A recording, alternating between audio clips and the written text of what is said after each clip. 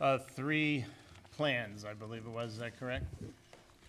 That's correct, Mr. Chairman. Again, for the record, John Mancini on behalf of the applicant with respect to its petition. And so, I mean, I'll read them so we have them. All 3 were prepared by DePietri Engineering. They have a date of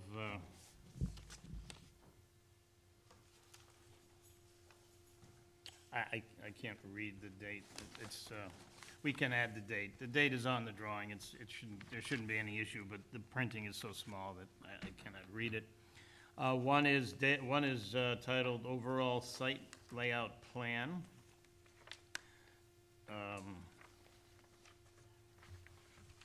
One is labeled Site Layout Plan, and the third one is also labeled Overall Site Layout Plan. The description appears to be that the first one, which is sheet 7 of 16, appears to be the solar array as proposed. Again, the applicant can clarify. Sheet 4 of 4 appears to be what would be a subdivision, unless I'm misreading it, and the applicant can clarify.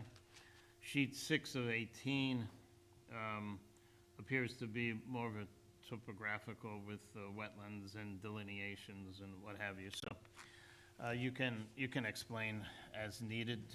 We're going to, my last count shows that we're at P12. Do you agree? I do. Okay. So. Actually, no, I have P13, which okay. is. Let's clarify. I have inclusive of the large Sage environmental manual. I had that as P11. What do you have as?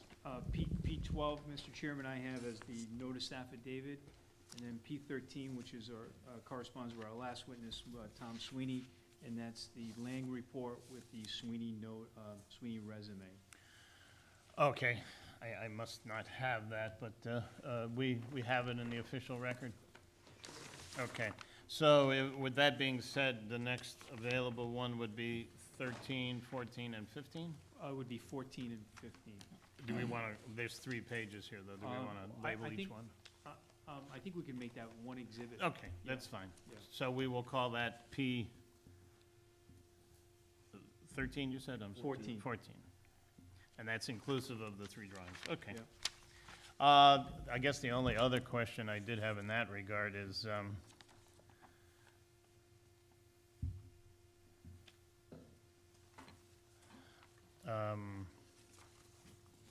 there was, your correspondence on March 20th. No, we don't need to add that. That's just a, yeah, that's just the paperwork. Did we introduce your correspondence where you defined the process? I don't know that we need to, but I imagine we should if we remember you sent correspondence explaining. Correct, yeah, we did not add that as an exhibit. That was the letter describing the process and procedure with regards to the conservation easement. Yeah. And the zoning and planning. I would ask that be added as plaintiffs, petitioners. So we'll call that P15. Yeah. Would be, and we all received it via email. It was a letter from Attorney Mancini explaining the legal process by which an application needs to progress through the approval process. Okay. The floor is yours. Thank you, Mr. Chairman. Again, I appreciate the consideration that the board's providing with respect to the mountain of information been submitted to date. As you know, to date we have had numerous witness testimony and provided you a great deal of information. So with that, at our last hearing on August 24th, there were a couple of questions and outstanding items that the board had requested of us. Namely, one was to get some clarification with regards to the inter-service connection, the off-site improvements regarding that inter-service connection, and also the cost associated with the same, as we have testified previously that one of the driving factors with regards to the dimensional variance for the enlargement of the parcel towards solar being in excess of the 6 acres pursuant to your ordinance is the financial criteria, and we've want to address that with you. So with that, I have with me Tony Morelli from LIG Consultant. He's our electrical engineer who can speak to the off-site improvement, so I'll present him. In addition to that, the board had also asked some questions and sought some additional information with regards to the potential of a subdivision on this property. And we have submitted through Deprete Engineering, identified as petitioner's 14, which is the proposed subdivision and the yield this property would have with regards to that subdivision if it was filed in compliance with the subdivision regulations for the town. And finally, the board had also requested for us to provide it with a survey of similar projects or other solar projects within, that essentially this developer has done, and that would be illustrative of both the design, landscaping, and electrical components. So we've submitted to you as part of petitioner's exhibit 14 by way of Deprete Engineering, those layouts. So with that, Mr. Chairman, unless there's any questions of me or of the other witnesses, I do have all my witnesses here, but for Tom Sweeney, and they can add any additional testimony that the board feels necessary. What I'd like to do is present to you now LIG Consultants, Mr. Morelli, to kind of go through the inter-service connection and the electrical components of the project. So with that, Oh, wow, I'm mistaken, continue, but we do not have a stenographer? no, it's being recorded. Okay, all right.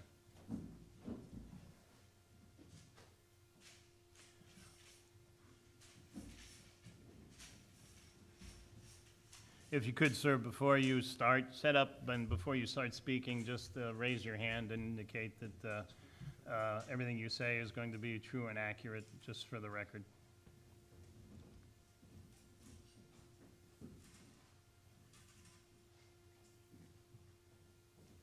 Everything I say is going to be true and accurate. That's the best attempt I can make to...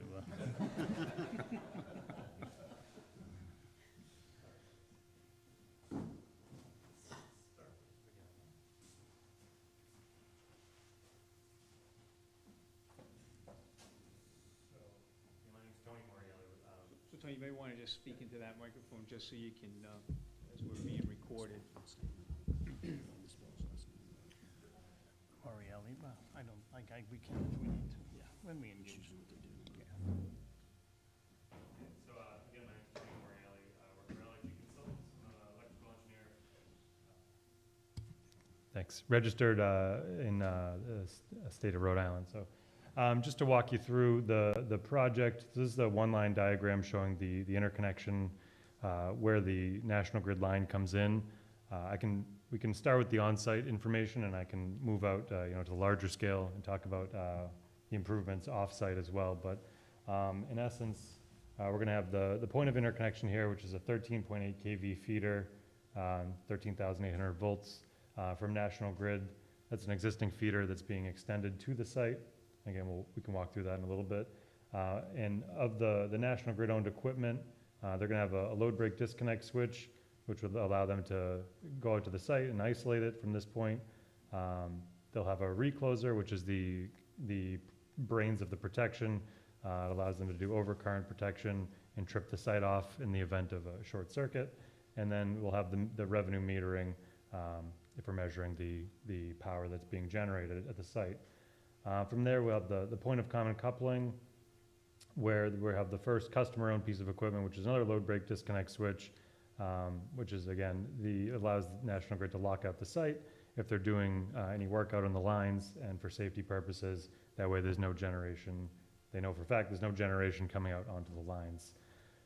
From there, we have our recloser.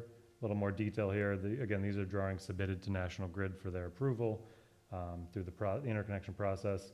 So we have our relaying and recloser. Again, it's got overcurrent, over and under voltage, over and under frequency protection, everything that National Grid requires to make sure that it has no abnormal conditions on their system due to this site generating, and trips it offline if anything happens. From there, the project, the feed splits off because this is 9.5 megawatts AC, pretty large site in terms of just AC capacity. So we split that here. And everything up until this point has been overhead, so all this equipment is mounted on poles. At this point, we transitioned to underground onto 2 riser poles.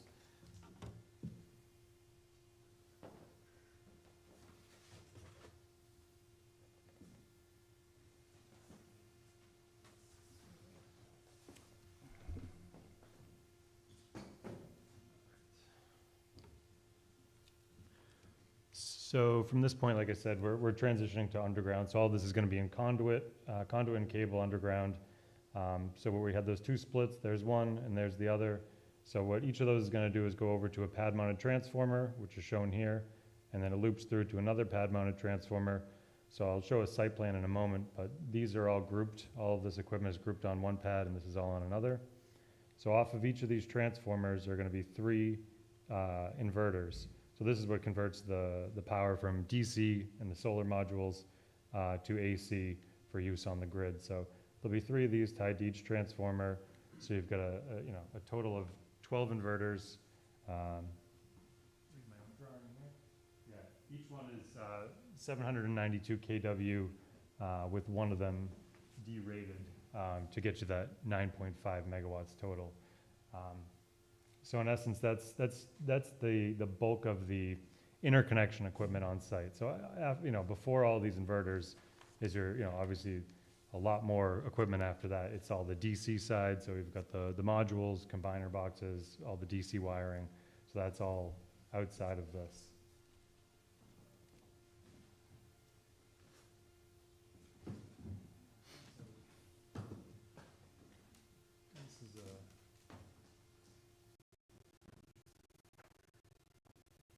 Just to clarify, you might have other versions of the site plan. This is what we use to submit to National Grid. So this is back in 2019. I think we first put this into the process. It's a long process. So some of the stuff might have changed on site, but in essence, this what we're concerned with, or what I'm talking about, is the poles at the site entrance. So it's going to be tough to see here, but in essence, this is all the equipment that I talked about on the other drawing, but a physical layout.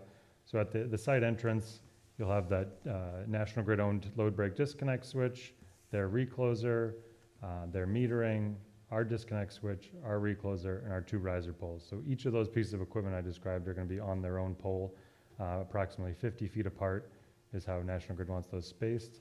And then, like I said, so that's just about this area here, and then everything else is underground and conduit out to the site. This is one pad area. Over to here is the other pad area. So like I said, you got 2 transformers here, 2 transformers here. And if I didn't specify before, what those do is they step the voltage down from the 13.8 kV down to the 600 volt level, which is what the inverters output at. If you could, Mr. Marielli, first, could you just confirm the spelling of your last name? Normally we do that with the stenographer, but just... Sure. It's Morrreale.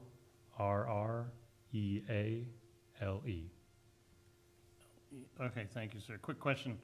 Sure. The hardware that you just noted in the bottom corner box, is that exposed to the street, or is it beyond the fence there, or is it visible? Is it visible? Would it be visible? I'm sorry. I'd have to defer to the civil folks, but it's going to be along the site access road, so it's off of the road. So Okay. everything is on private property that I described.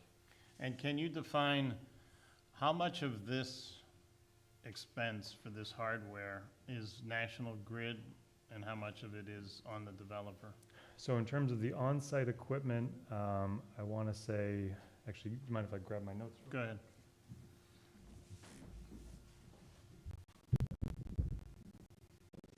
So in terms of the on-site equipment, it's about $186,000 paid by the developer to National Grid for what we call their point of interconnection, point of common coupling equipment. So that's just the small section of, it's all the poles, all the wire, and just for that small section at the beginning, the load break disconnect, the recloser, and the metering. So that's just National Grid's owned equipment, and it's all paid for by the developer. After that, the rest of it is owned by, paid for by the customer directly to their contractor who installs it. And if this were a what if this was a 6 acre, if it wasn't a 9 megawatt, if it was a 6 acre array, would that utility cost be significantly less? No, it would be the same. This is a pretty, that number is a flat cost for just about any project. Just about any project I work on that's over, let's say, a megawatt. You know, they're always gonna have a load break switch. They're always gonna have metering. The only thing that might change is the recloser, but even at that size, you certainly would have one. Thank you. You're welcome. And like I said, this is all, you know, this is all on-site, so we don't have it here, but, you know, leaving the site, what you have, getting back to, you know, National Grid's work, is a 2.4 mile line extension. So in order to interconnect the capacity of this project, National Grid needs to extend an existing feeder from their substation, so that's where they take their transmission voltage and step it down to the distribution level. And they have several existing circuits at the Nasonville substation. I think that's off of Douglas Pike. And so that's about 2.4 miles away. So they're gonna have to extend that line, and there's existing poles along that route already.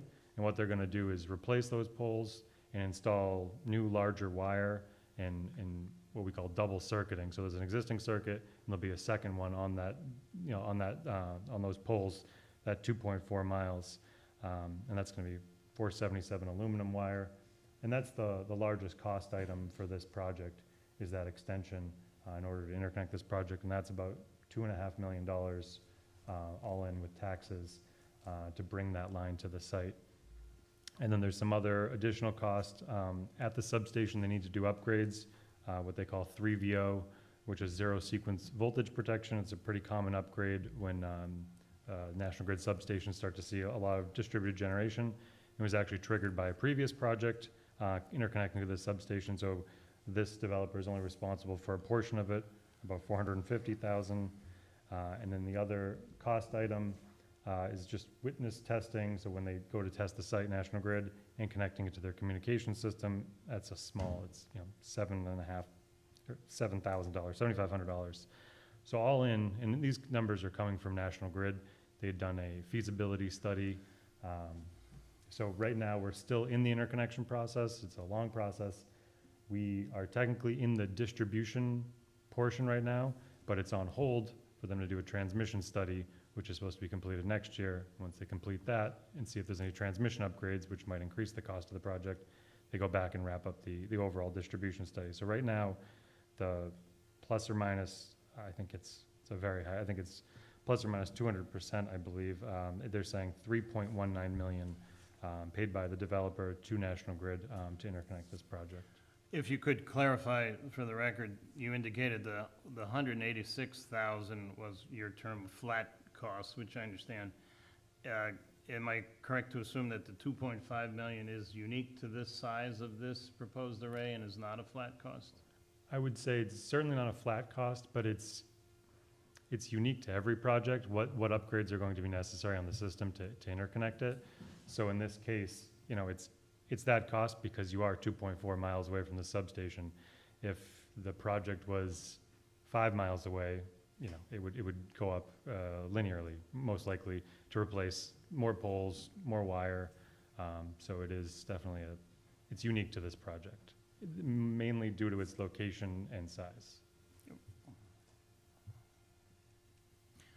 Any other questions for the engineer? I think we're good if you're... Yep. I just wanted. Oh, go ahead, I'm sorry. Go ahead. In order to do this project, what seems to have come up, and correct me if I'm wrong, but they need to move a piece of this property has been deeded to the town already, and that needs to be reverted. It's right? An easement. And what was explained to us was that it had to be done this way because of the cost of connecting the electrical to the grid. Mm-hmm. But you didn't seem to mention any of that. Like, so if this was, if you had to go 2 or 3 acres deeper into the property, and not mess up that easement that's already there, would that impact this project? I have to say I'm not familiar with that easement. My focus has been on the interconnection equipment, the electrical equipment. I'm not familiar with the land rights or the easement there. So. Chairman, if I may clarify, so Tony, when you talked about the improvements, is it correct that regardless of whether this was a 6-acre project or a 9-megawatt project, the improvements off-site would still remain the same because of the distance of this project and substation and the work required to do to the substation to upgrade regardless of whether it's 6 acres or 9 megawatts? Yeah, I guess I would just say I'm not sure what, it's hard to compare 6 acres to 9.5 megawatts. If, To answer that, then, let me ask you this. Can you surmise how big, how many megawatts could be put on a 6-acre parcel? Take a hypothetical where a 6-acre parcel is perfectly flat, no wetlands, just 6 acres of upland that's buildable. How many megawatts do you think you can get on that? I think 6, I mean, it depends on, depends on a lot of things, but, you know, you could probably fit, you know, an upward, Could you do 1 megawatt? you could, yeah, I think you could do 1 megawatt on, again, we don't get into the laying out of the panels as much, You could but do more we, than 1 megawatt. on 6 acres, I think so, yeah. Yeah, more than 2? Again, it's a little outside my. So whether you did 1 acre, or, I'm sorry, whether you did one megawatt or 2 megawatts, would it change the upgrades that would be required in order to bring the power to the property? It's going to be unique to every project. In this case, I think, honestly, if you're anything 6 or 7, 8, 9, you know, this is a 9.5 megawatt project at the AC level. I think, you know, anything in that range, you're certainly going to need to do that extension, which is going to require that cost. So any decent sized project is going to require those upgrades. And to your knowledge, what upgrades would be required if you did a 2 megawatt site? I think that the existing feeder in the area might be able to sustain that, so you wouldn't have to go back to 2.4 miles. But I think it's only single phase in this area, so they do have to do some, they would have to do some form of line extension, and maybe it's only a mile as opposed to 2.5, but that would be a much smaller site. You agree you'd still have to upgrade from a single phase to a 3-phase? Certainly, there's no, you know, not even a 500 kW project, a half a megawatt is going to be able to interconnect to this existing line, because I believe it's single phase. They'd have to upgrade that back to the point where 3-phase exists now. And that would be a set cost regardless of the size of the project. Exactly, yeah, you're gonna hit a threshold, and then anything after, you know, anything once you hit, I don't think they allow more than 10 kW on a single phase feeder, so really, any reasonable sized project that you'd wanna put in, you're looking at some type of line extension work. Now, you prepared the one line based on the positioning of the panels as described and shown on that parcel, or on your plan rather. If you were to change that layout and place panels in a kind of unsymmetrical manner, would that increase the cost of the wiring on site? Certainly, I mean, you want the stringing all to be, yeah, the more uniform it is, the less wiring, you know, you're running in different areas. And the fact that we have all the inverters and the transformers centralized here, and split between the 2 parcels, this is, you know, the most efficient way for us to bring the power in and then step it up here and then bring it at a higher voltage out to the point of interconnection out at the road. Correct. So to the board member's question, if you take your pointer and you point it right there, and if you were to cut out that section and move that section north. Oh, up to here? Up to there, would that be kind of asymmetrical? Yeah, you mean what you'd be doing is you'd running, again, our focus is on the AC side, but you would be running longer DC cables, or, you know, actually, yeah, DC cables from those modules down to your inverters here. So yeah, you would increase the amount of wiring and the cost associated with that. And it would be an unsymmetrical, and it would be less contiguous and congruent, correct? In essence, yeah. I mean, ideally, you have all of your rows, you know, in consolidated in an area there. And from an electrical engineering standpoint, would that be a good way of designing this project? Moving the modules up to the north? Yeah, having it inconsistent. panels all everywhere. No, I mean, ideally, consistent with engineering best practices would be to keep everything, in one area where you can easily string and put your combiner boxes in and bring everything together into one central area. I have a question. Go ahead. But you're saying you can move it up north, and it can be symmetrical, non-symmetrical, sorry.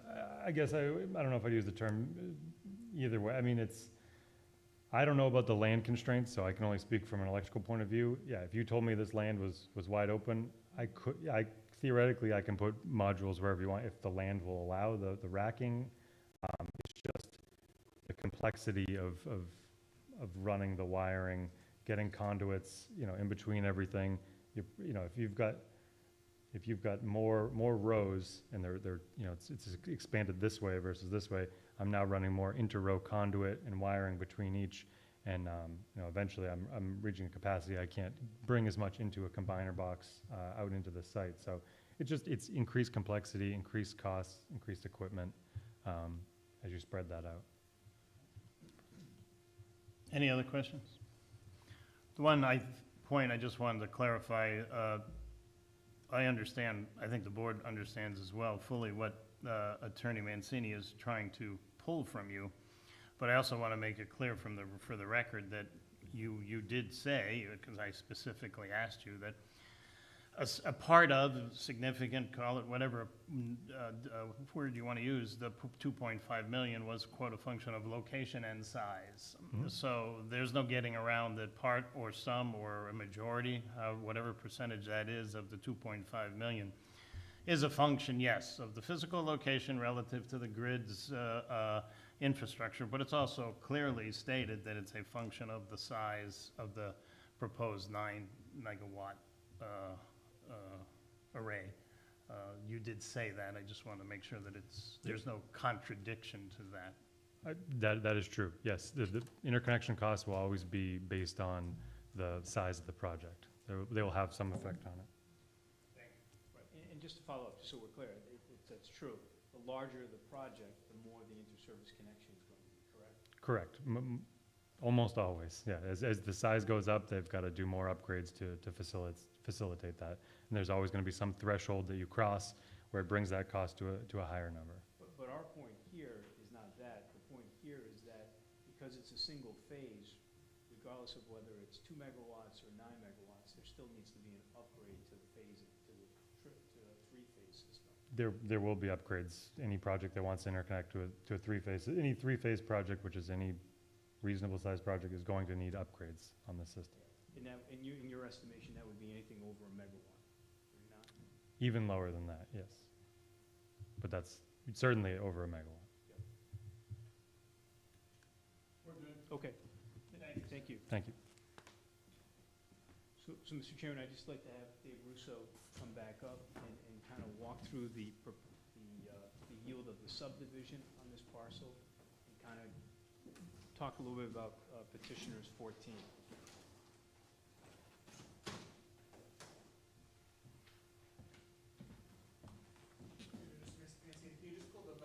Yeah.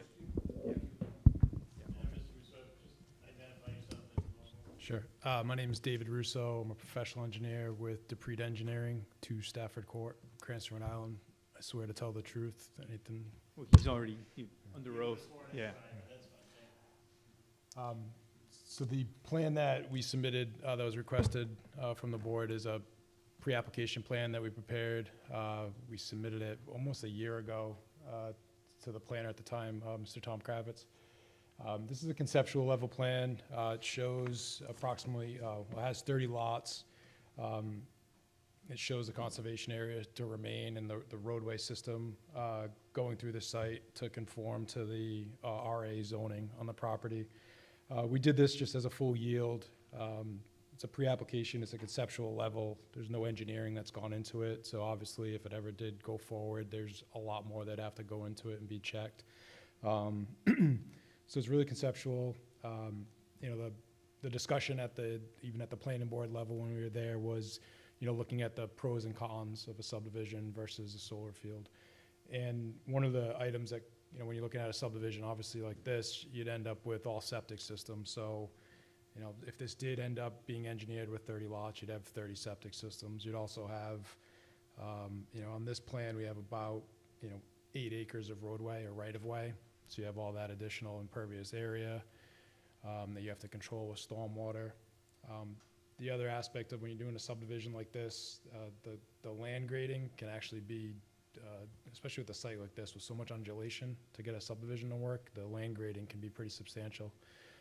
To get the roadway system to conform to roadway standards, to get the lots graded so you can get houses and septics on them. So the earthwork and the clearing on a development like this could be pretty substantial. So we prepared this more as originally as an exhibit for planning, and then the developer decided at the time in last November to submit a pre-application with the planning staff. So it's just, again, conceptual level to show an approximate yield of residential houses. Is it an accurate statement to say that what we're looking at in front of us is compliant with the zoning for this district? On a conceptual level, I'd say so. Okay, thank you. The property's not surveyed, so. Any other questions? I have no questions, so if you want to go through the other exhibits on P14, the plans for. I can go through those real quick. Yeah, we just want, you might as well show those.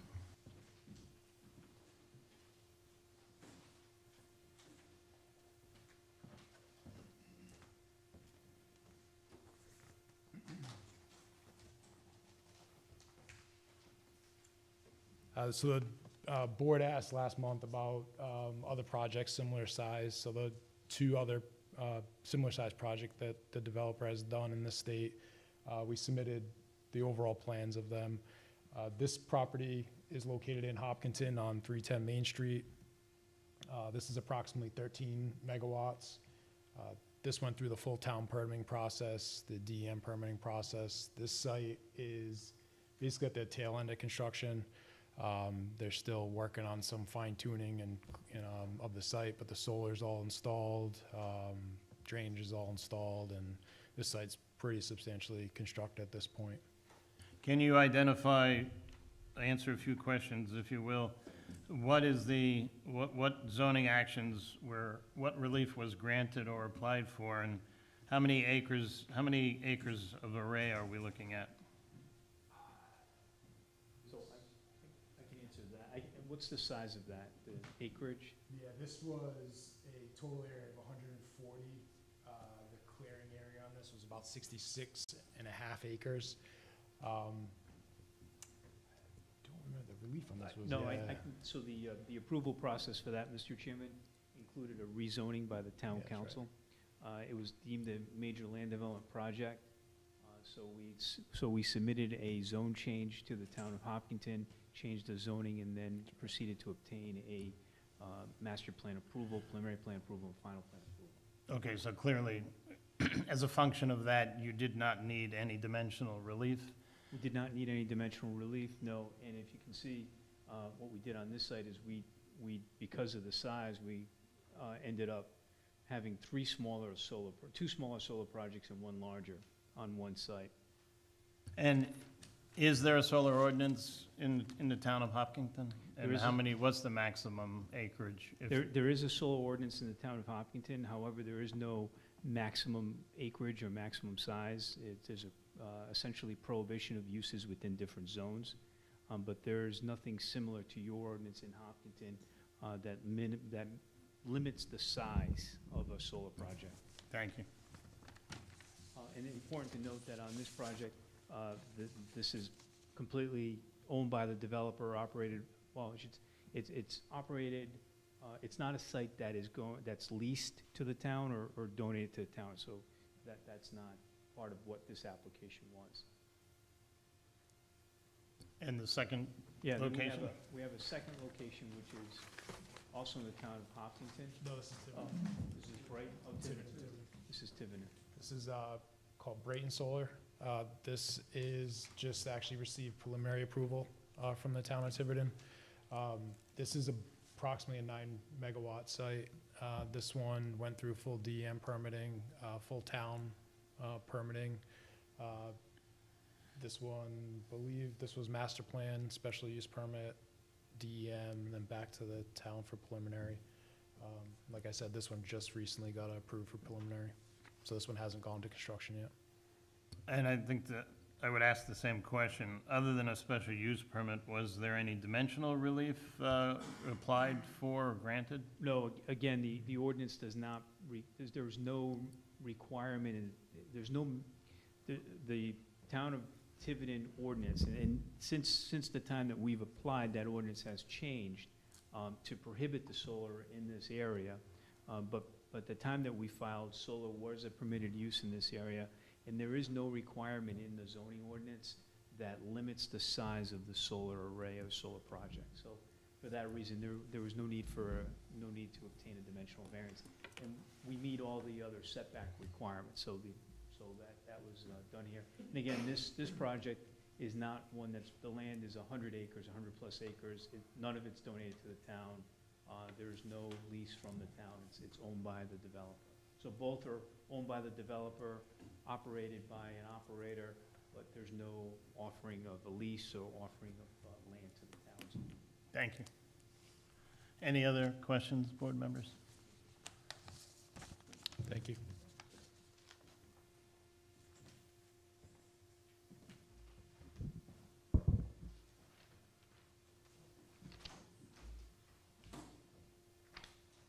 So with that, Mr. Chairman, that concludes our witnesses and the material that we've submitted at this point. So I would rest and be given the opportunity to answer any questions that abutters have, any comments in return, to conclude once you've heard from the public. Sure. We'll leave your part of the agenda open, and if you've completed your testimony, we'll entertain. Are there any members of the public present who would like to speak? If so, please identify yourself. Mr. Zelinski.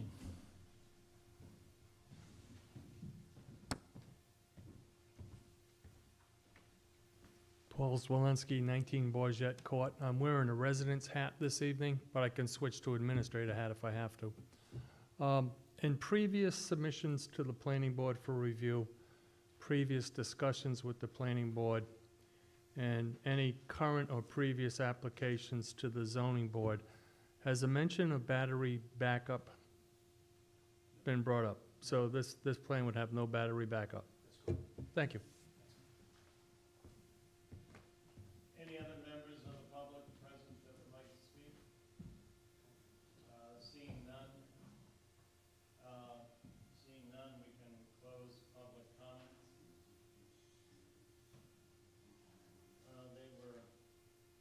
One moment. That was introduced. Yeah, we can find it. Yes, at the previous meeting, one of the abutters, Mr. Chris Simpkins, had submitted a copy of the lease agreement along with an email that all members received, and we did introduce it into evidence. So, well, why don't we do this now? We'll transition to general questions of the applicant and the professionals in attendance. If members have specific questions, Paul, you had one, you want that addressed further? Am I going outside of our purview, or is that relevant to what we're deciding on? Well, the easement has really no bearing on our legal authority, whether there's one easement, 5 easements, 6 easements, no matter how big they are. We have no legal jurisdiction to determine whether they're good easements, bad easements, whether they should be granted, shouldn't be granted. Our only legal authority is to follow exactly what's in the book. We are free to ask any question we want, and if it helps a member reach a decision in his or her mind, yes, but we don't want to go too far off the course, because we are we legally were bound to stay to the facts and the criteria that we must decide upon, which everyone knows is in the book. So part of the answer is yes, part of the answer is no.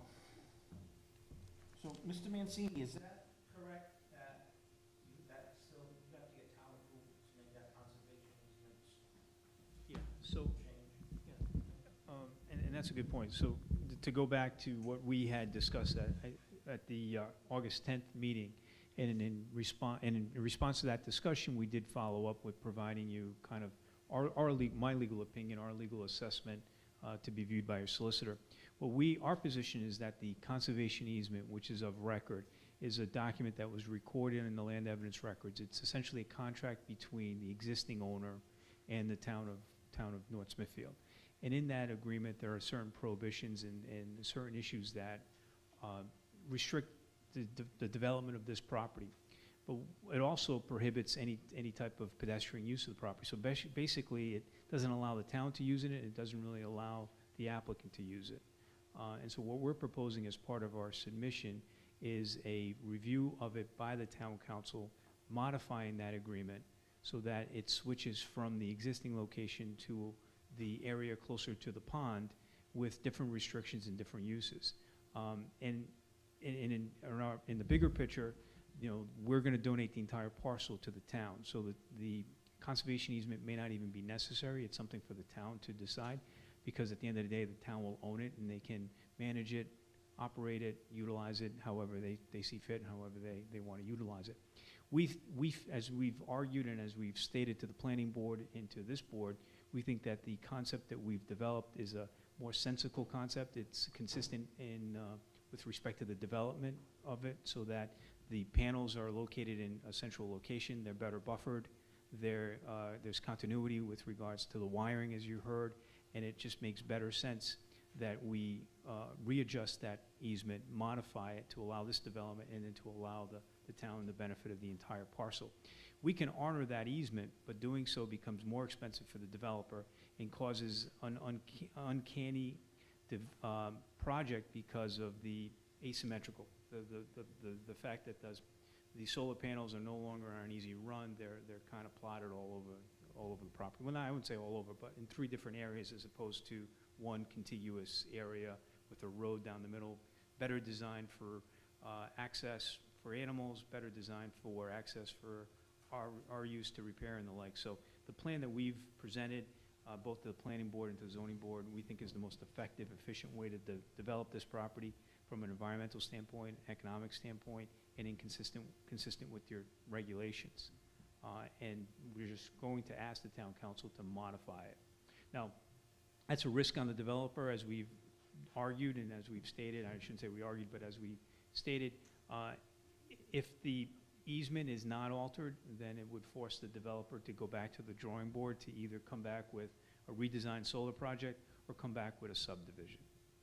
And just one final note, and I think we've mentioned this throughout the project.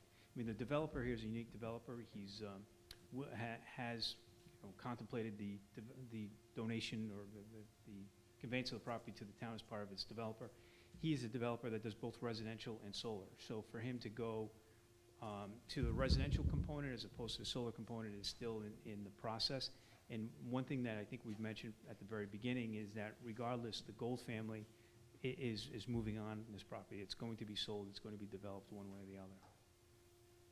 Okay, thank you. Paul, is it Mr. Passman? And again, I'll try to give as much leeway as possible because this is a complicated matter, but we need to stay focused on our what we're tasked to do. Do we have any specific questions Yeah, for Mr. the Chairman? applicant? Go ahead. I thought we brought this up last one, but I'm not sure because a lot of the applications have been coming through like this. The application was submitted without 619 on it, and we asked to have that resubmitted, and I didn't get anything, so I don't know if that was amended and. No, I don't believe, you're correct. We had asked that, I think we can hold that aside, and if the relief is granted, then it'll be contingent upon them submitting a proper And we have asked for it twice, so there's no question that Chairman, it's not a monumental issue. But, But I do believe we've submitted it. oh, we can check. Yeah. We do have it? I'm looking for it. I do remember it was submitted, Yeah. and I did circulate it. It's not a major issue. If you've submitted it and you indicated the 6 point, it's just a. It's been advertised Okay, appropriately. all of that has been conducted properly, and this is just off a bookkeeping or a housekeeping matter. So, any other questions for the applicant? Hearing none, do I have a motion to close the presentation section of the meeting Well, from we'll the do that. applicant? We'll do the public first. I did, I closed it. Well, I can You did take get a a motion. motion. I'll get a motion to close the public section of the meeting. I'll make a motion to close the public section of this application. Second? Second it? All those in favor? Aye. I'll make a motion to close the applicant's. Presentation? Yep. Second it? We have a second. All those in favor? Aye. Aye. Okay. So now we'll move into deliberation. And just for clarity, I just wanted to, as noted, it's a rather complex application. We've received a significant amount of information. There's been a lot of effort put into this. But it does need some clarity because we had some gray areas, and this is my interpretation of what we have, and that is, it's been confirmed by the applicant that if the relief requested is granted and the town council and the planning board give their final approvals, both on the planning board side and the town council with regard to the lease relocation, the land in its entirety would be gifted to the town with a lease back to the developer for the 37 acres included for the solar array. That may not be specifically correct to the letter of the law, but that's the intent of what was communicated to us. It's also clear that, the zoning board, picture an applicant coming with a multiple acre property with 4 easements. Whether there's 1 easement, 4 easements, 3 easements, the relief requested is for the land. So we don't have my interpretation of everything I've read in the book. We don't have any legal jurisdiction to determine whether the easement is a wonderful idea, a bad idea, whether it should be accepted and relocated by the town council. That's a political decision that the town council is elected to entertain. So we need to stay focused on exactly what our book tells us and what the criteria for the 2 SUPs, special use permits, and the 1 dimensional variance request require us to do, because to do otherwise is acting outside our legal authority. And of course, we know that standard fare, we have a special use permit, which is required for all solar development per the ordinance and the use table. We have a special use permit request or application because it's in a watershed district. And we have a dimensional variance because we have a request of 37 acres over the 6 acres allowed in the ordinance. So that's what we'll focus on.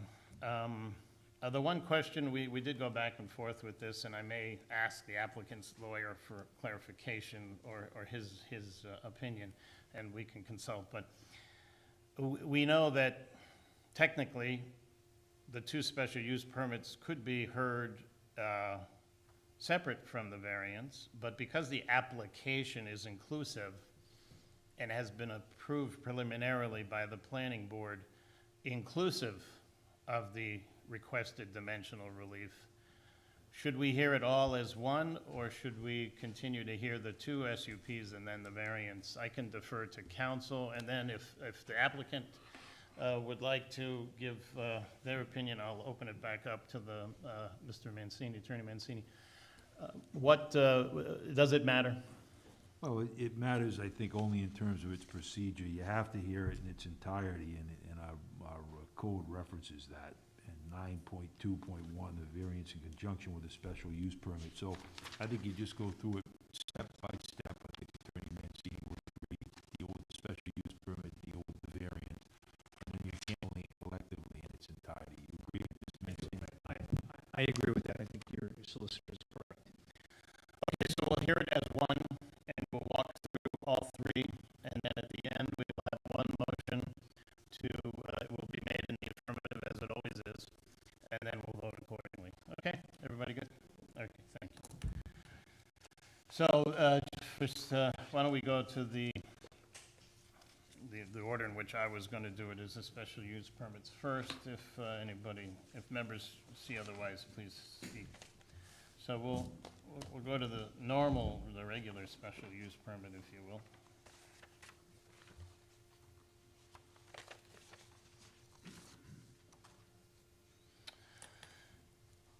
And that's section 9.2.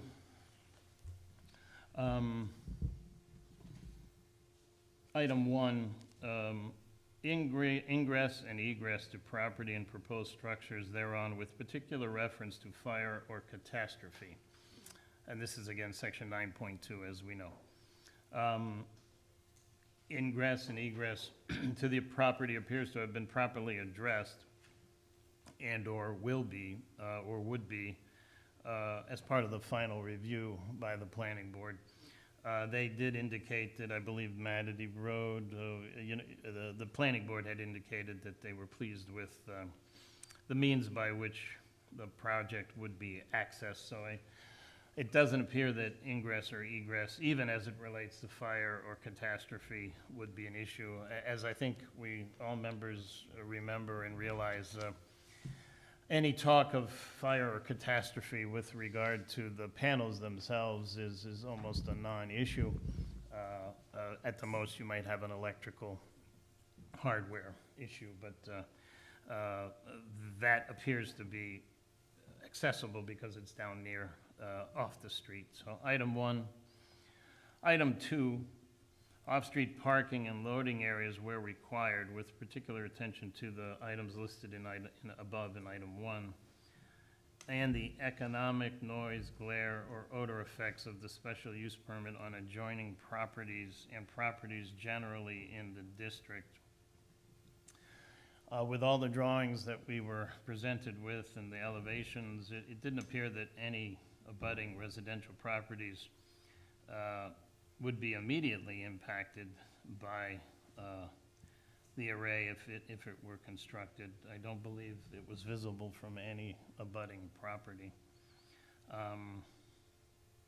We know from previous applications that glare can, if it were to occur, can easily be addressed by the installers. And I believe issues of that nature are also in the ordinance, which, they're compelled to abide by, whether this board drew attention to it or not. Sound, we know that the panels, again, from past experience and testimonies by various experts, that there is no appreciable sound generated by the panels. We didn't ask specifically if the hardware was going to generate,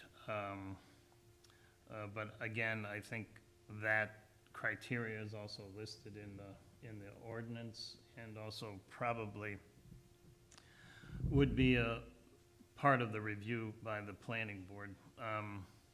Odor is not applicable. Economic effects on the general, that's kind of it's always a ambiguous phrase to use sometimes. This is a residential district, so one could argue in both directions, economic impact towards green economy, but it really would have little economic impact on the immediate abutters in that general district. Any input by members on that? Item 3, reuse and service areas with particular reference to items 1 and 2 above. Again, I think from our experience, from multiple applications, there really is no issue with debris or trash generation. It's not a dynamic operation. Once it's in service, it's in service. And we know also that typically, as we've been told repeatedly, a mechanic of sorts would visit the site on a regular basis just to maintain things, but that would be the extent of the traffic. Anything? Item 4, utilities with reference to locations, availability, and compatibility. We just went through not extensive, but we went through testimony from the electrical engineer to educate us, if you will, on how the National Grid, the local utility, would bring service to the facility. Clearly, they would have a motivation to do so. And again, acknowledging that is part of the ordinance as well. You must prove that you have an agreement with the utility to bring in what you need to operate. So I believe 4 is normally achieved by compliance with the ordinance as it exists. Item 5, screening and buffering with reference to type, dimensions, and character. I don't know that it's applicable specifically. We do entertain that on some of the previous solar conditions where they were more immediately accessible or visible to the public, and we asked for buffers and arborvitae and what have you as needed. In this instance, it appears to be at an elevation, and then we did have some conversation about that, but again, that is also part of the ordinance and That's what I was planning gonna say, board, Mr. so- Chairman. Yep, it's stated in the ordinance. Okay, so we're, that's covered by that, and screening, fencing is part of the ordinance, as long as, signage is also, if we move to item 6, signs, if any, and proposed exterior lighting with reference to glare, traffic safety, economic effect, and compatibility with harmony with properties in the district.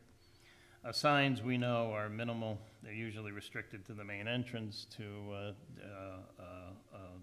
identify the critical information that municipal officials might need and/or service people. Exterior lighting is usually non-existent, but again, that's required or regulated by the ordinance as well. Traffic safety would not appear to be an issue. Construction activities would have to be regulated by the planning board. Order of conditions. Economic effect and compatibility and harmony with the properties in the district.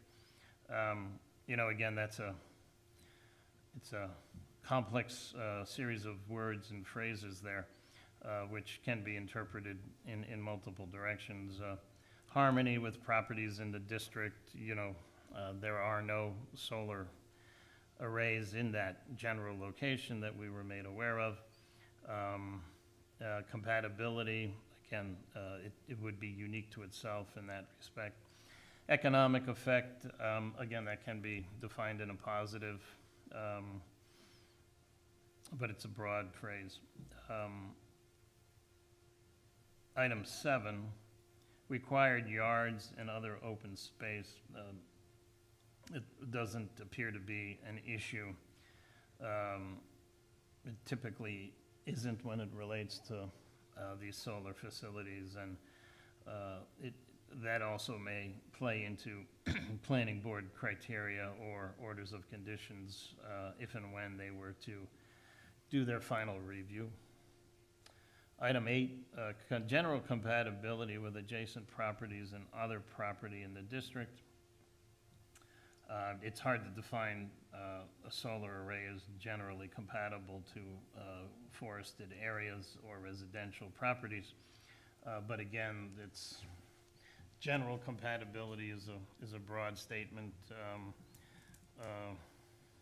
I think for the most part, as it relates to the special use permit, it would satisfy the requirements of item 8. Any other, that's it for the normal special use permit. Members have anything to add on any of those specific items? Okay, we'll move on to 6.19, which is the watershed district. 6.19,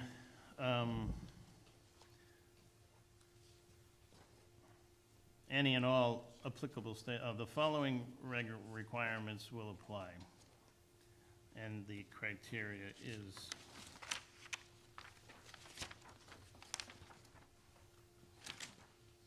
item 1, that the project will not cause the groundwater quality to fall below the standards established by the Rhode Island Department of Environmental Management, Department of Health, U.S. EPA, or Rhode Island Public Law 3799, and where existing upon determination that the proposed activity will result in no further degradation.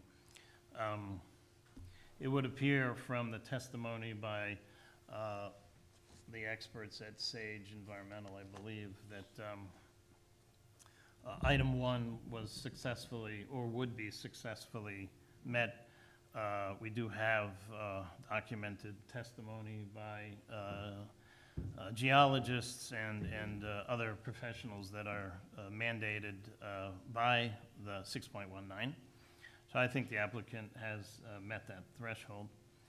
Item 2 is in harmony with the purpose and intent of this ordinance and will promote the purpose of the water supply overlay district. Again, I defer back to the testimony of the professionals in this field where they spoke about the type of grass, the composition of the soils as to their ability to absorb the normal water, rainfall, et cetera, and all of those issues appear to have been addressed successfully. Item 3 is appropriate to the natural topography, soils, and other characteristics of the site to be developed. They will be clearing acres of trees. They indicate there are there's existing cleared area. But again, I think the engineers provided enough documentation that board members would be satisfied that the intent of item 3 has been satisfied, in that there would be no expectation of soil flowing from the site as a function of rainfall. Item 4 will not, during construction or thereafter, have any adverse environmental impact on any water body or course in the water supply district. Construction activities would be regulated by the planning board. And thereafter, again, I think thereafter reverts back to item 3, whereby the type of ground coverage that they would propose to install or provide under the panel array would retain the rainfall such that it could percolate through the soil in its natural form. Item 5 will not adversely affect an existing or potential water supply. We do note that there was 2 or 3 bodies of water, but again, I think they proved through their analysis and their proposed construction drawings that none of those water supplies would be impacted in an adverse way. Anything to add to the SUP for the 6.19? Mr. Chairman, I'll just add that the Sage report was very thorough in hitting these 5 tenants, so. Yeah, I would just agree, Mr. Chairman. I think the environmental impact statement demonstrates that the applicable standard just mentioned was satisfied. Thank you. Okay, so we'll move on to 9.2, which is the dimensional variance.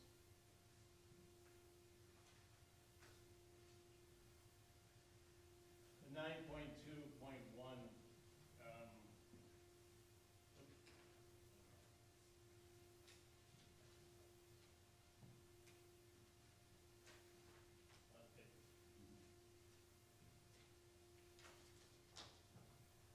9.2.1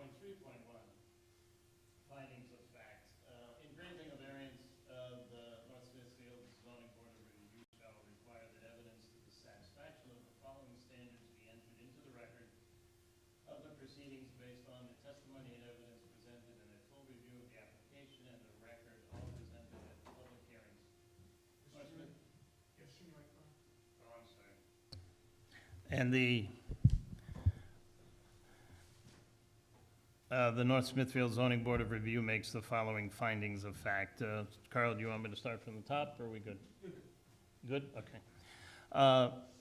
9.3.1A, that the hardship from which the applicant seeks relief is due to the unique characteristics of the subject land or structure and not to the general characteristics of the surrounding area, and is not due to economic or physical or economic disability of the applicant. Before I continue, let me just make a quick note. Mr. Malfitano, could you, you'll be prepared when the time comes? Okay, thank you, sir. What I've put together from what's been presented to us is that we have no clear definition of hardship in the sense that we are accustomed to seeing. We have no definitive hardship to justify the granting of the relief. Quote, this in the criteria of A, it says, is due to the unique characteristics of the subject land. The applicant in P10, page 10, section V states, quote, in addition, the project is compatible with the general character of the surrounding neighborhood. Further, they state, quote, particularly the large size of the parcel, coupled with the plan to intelligently and immediately dedicate a significant area for conservation purposes. The plan, again, as we've noted, to grant or gift land to the town isn't relevant to the board as it relates to a hardship. The easement is a circumstance of the land. It's not a physical character or feature of the land. So from my perspective, I see no true definition of a hardship that has been provided by the applicant. Applicant further has stated and portrayed in a plan, we just saw it again today, that the land could be used for its zoned purpose, and they have provided and did testify to the fact that we saw today that a subdivision plan has been prepared. They indicated should the relief be denied that they would consider filing that plan. The board is compelled to rule on 9.3.1. We have no clear hardship that has been presented by the applicant. The land in question includes 5 lots of land covering 37 odd acres with varying topography, with some land having been cleared in the past. The applicant appears to want to link the unique characteristics phrase in 9.3.1 to the existing conservation easement that exists on the land for which the relief is sought. You know, it is clear that the ZBR is not to consider the existing lease, therefore the uniqueness of the land, you know, the lease, the easement is a legal document and not a function of the physical land. And for us to rule on the criteria that the easement as the basis of the uniqueness, I think would be going outside of our legal responsibilities. And there's also no evidence clearly, in my opinion, has been presented to differentiate the subject land from the surrounding area in order to define it as unique. Again, you could state that, well, the easement makes it unique, but the easement is a legal document. It's not a physical part of the land. The applicant hasn't provided any reason why the project can't move forward in compliance with the ordinance, which provides for 6 acres of panel array, except, as we heard again today, to note that the developer set a criteria of the 9 megawatt system and therefore created their own threshold. And that's why they can't comply, because they've testified that you can't get 9 megawatts out of 6 acres of solar panel.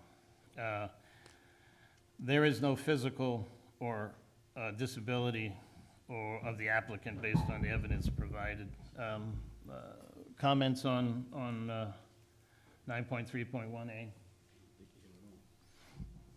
We good?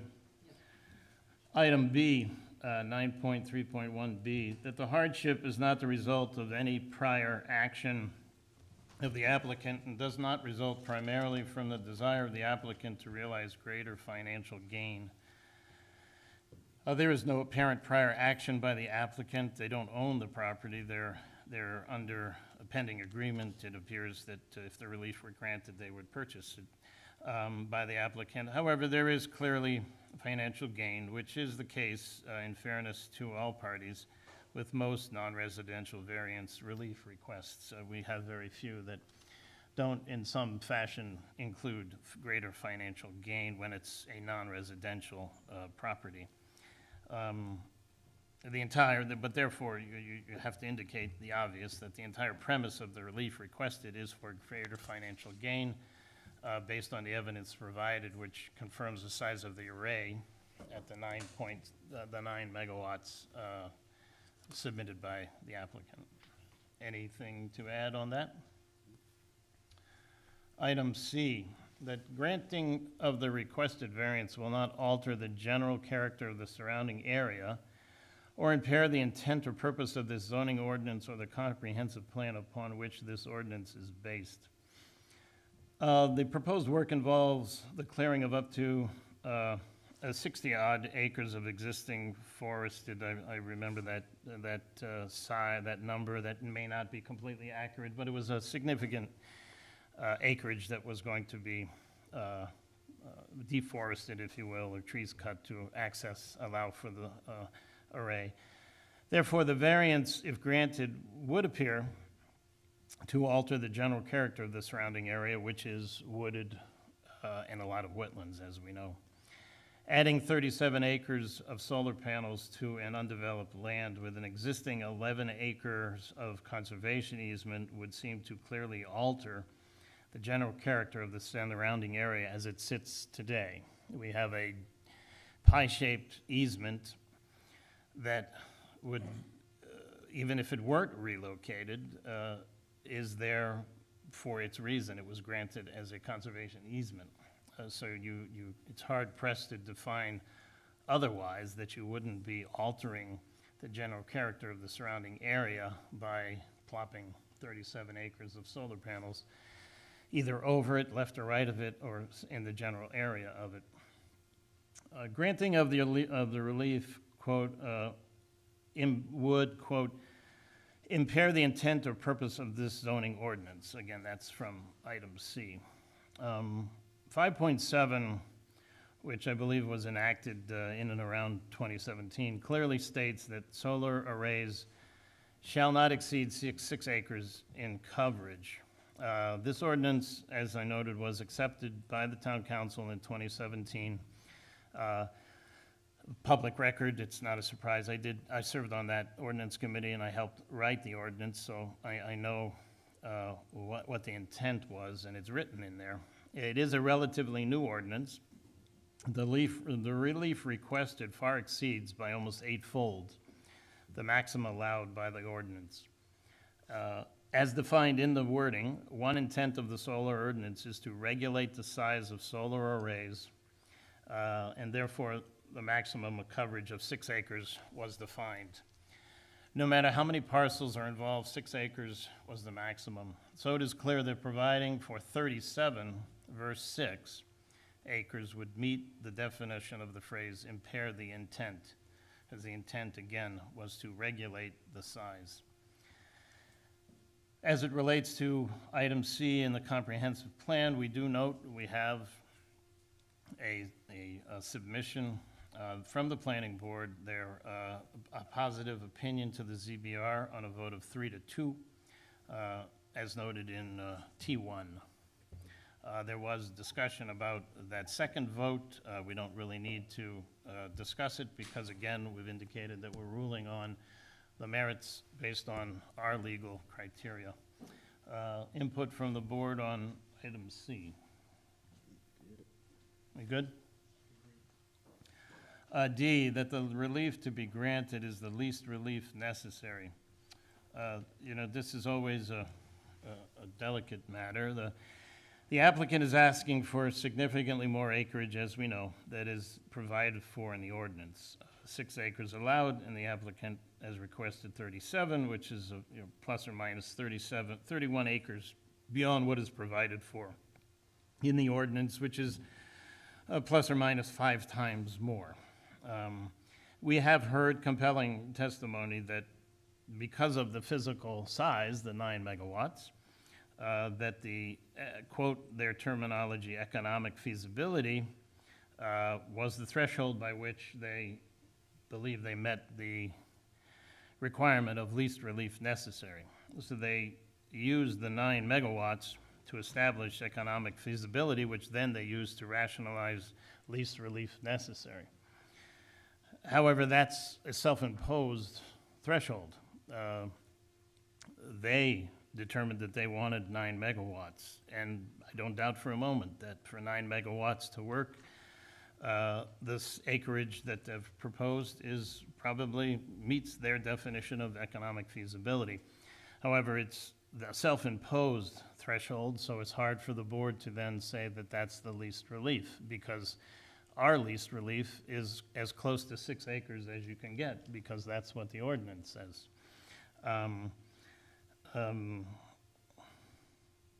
So, you know, that is the crux of that issue there. It would appear that the intent of 9.3.1D is to consider the least relief necessary relative, as I noted, to the maximum solar allowed by the ordinance, which is 6 acres.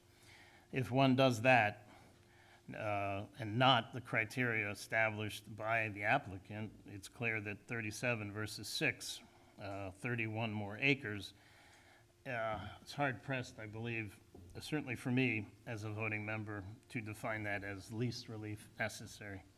Any comments by board members on D?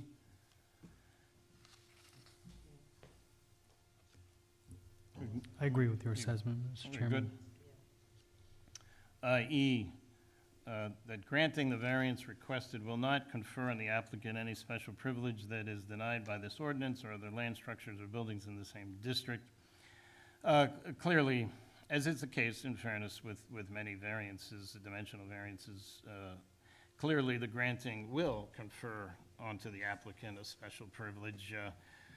They would be granted the opportunity to construct 37 acres beyond the 6, so that clearly is a special privilege. Again, that often occurs when the board grants relief, so that all has to be weighed in the context of the overall. Anything on that?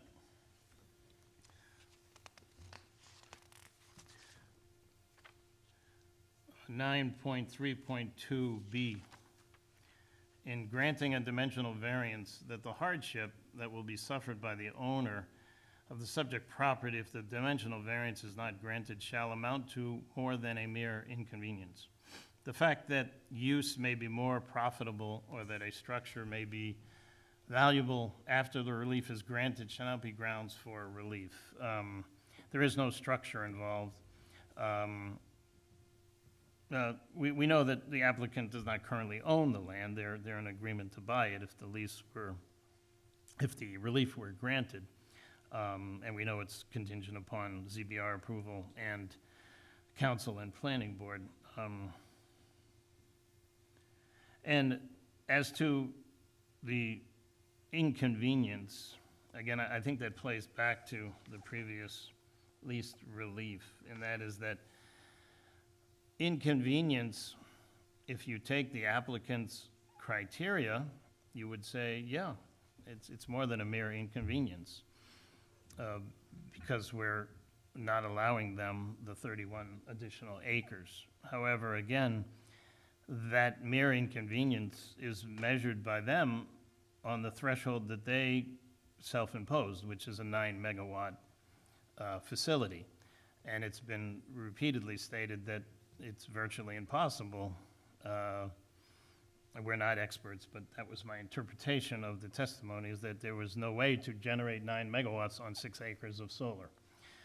So again, I think mere inconvenience, yes, it would be.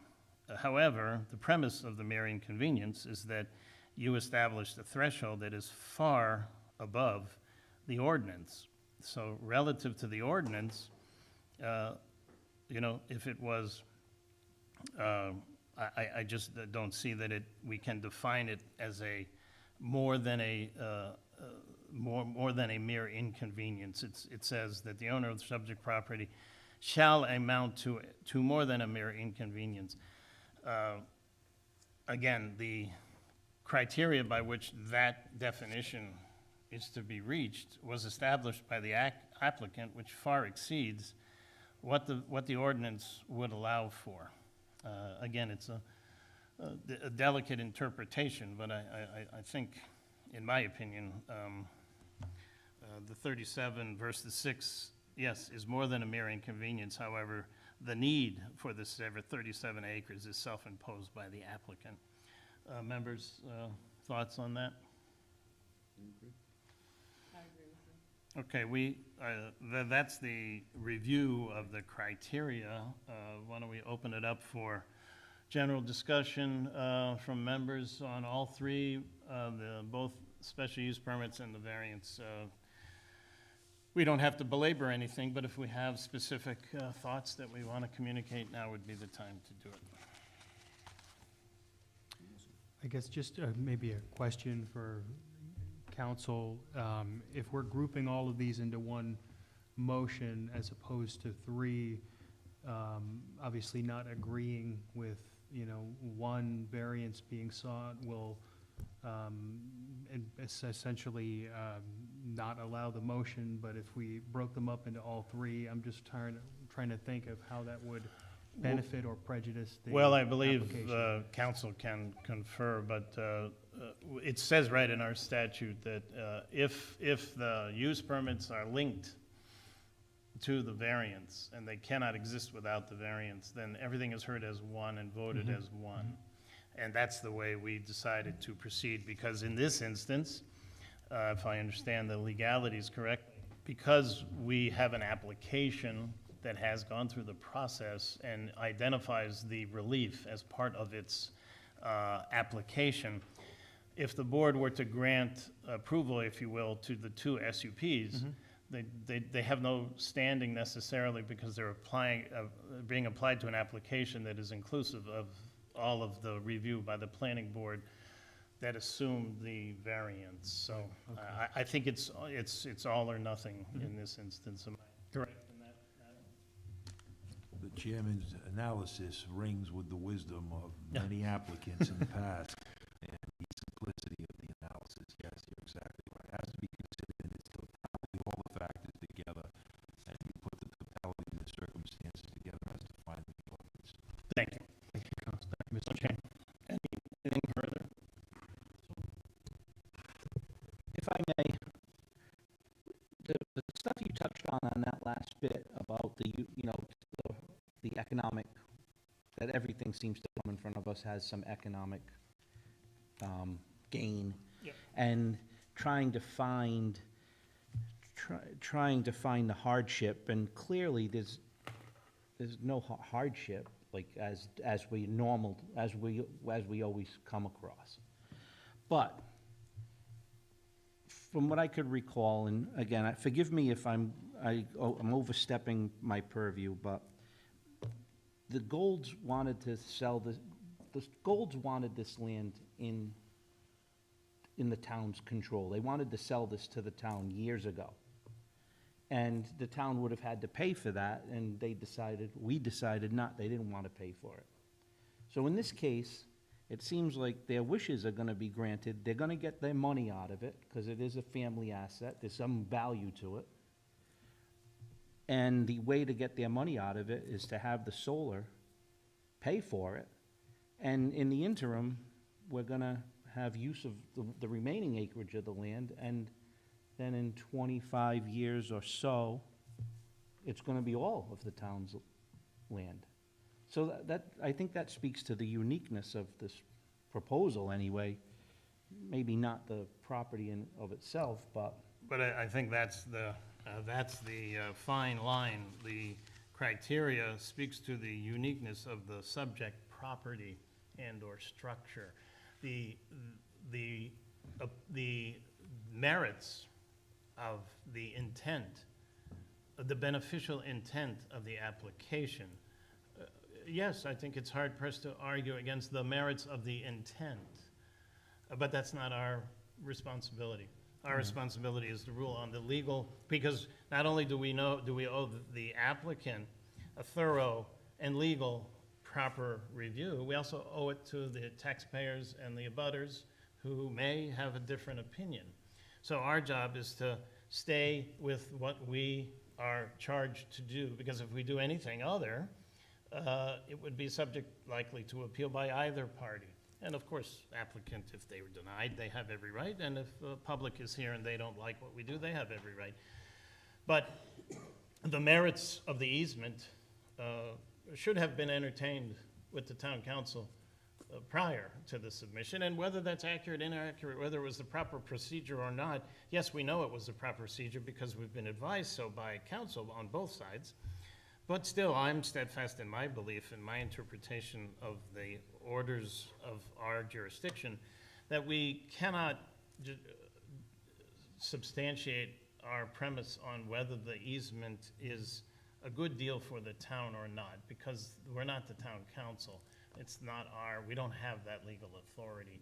I respect your opinion because I have a similar thought as it relates to the merits. However, my specific responsibility as the chairman is to try to steer the ship according to the rules, and that's what I'm doing or attempting to do. And it's not an easy matter by any stretch. no, I know. I know it's not. And, you know, we can't overstep our bounds in trying to say what would the merits of having 30 houses and on that property, and, you know, that, which has been presented to us, and that kind of weighs into what we're talking about here. You know, the rules, we're here because every rule could be, like, the code is established, although it's not a very old code, but nonetheless, we always hear for changing rules in our book. Every ordinance that comes in front of us is subject to being changed, or it wasn't good enough, you know? No doubt, but we don't have the authority to change. The town council changes. No, I'm not and- saying we're changing them, but we could grant relief. That's the point I'm trying to make. Everything that comes in front of us is usually because the town doesn't allow a certain height restriction or a certain setback, or, you know. Yeah, but that's also the legal right of anyone, any business or any taxpayer, landowner. No matter what the town establishes, everyone has the right to apply for relief, whether it's absurd in its premise, whether it's completely valid. They have the legal right, and it's the town's responsibility to rule. And as it relates to the residential use, I mean, frankly, my own perspective is, I don't acknowledge that because that's a zoned use, that's an applicable use. We don't need to even discuss it from my point of view because it doesn't require a special use permit. The land is zoned for residential.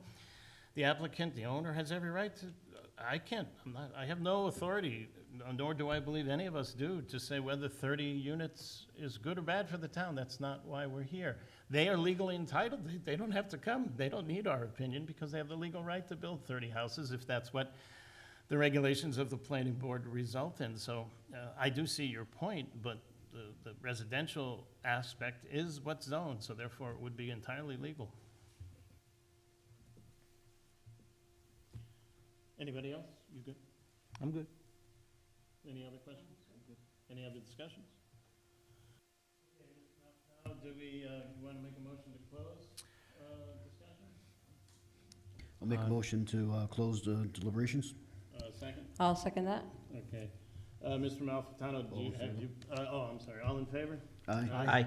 Aye. Opposed? Mr. Malfitano, have you been able to draft a motion? I think so, Mr. Chairman. So I hereby move to approve the petition of Anthony Delvicario to install a 625,324 square foot commercial solar array on the property at AP 10, lots 2018 and 24.